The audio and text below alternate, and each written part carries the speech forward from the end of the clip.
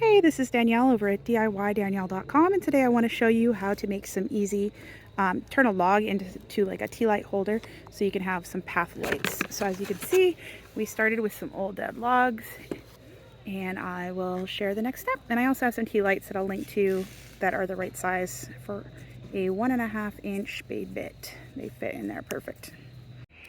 Okay, so I wanted to add some lighting along this path here so kids don't trip over the logs on our trail. And so what I'm doing is I'm adding some areas to put little tea lights. I'm using a 1.5-inch, I think this is a spade bit. Really bad with the language here, but I'm pretty sure it's spade bit. And just choosing the areas I want to go. You just put it in like this. It's very hard to show this with one hand. I'm gonna probably hurt myself.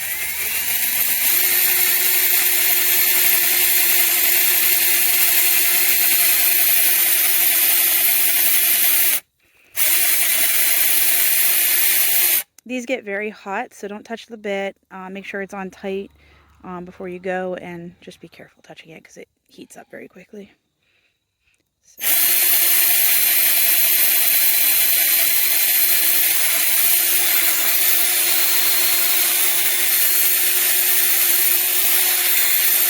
Make sure you go just low enough that it holds them in place so they don't slip off the log, but not so deep that they're kind of sunk too far in that the light doesn't show as much.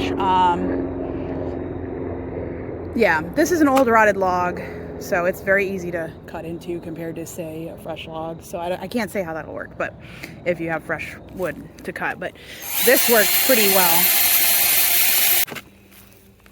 Okay, let's see if these fit. Boom, perfect.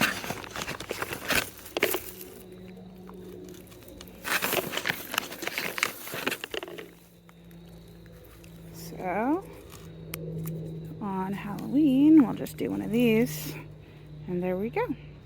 That's it.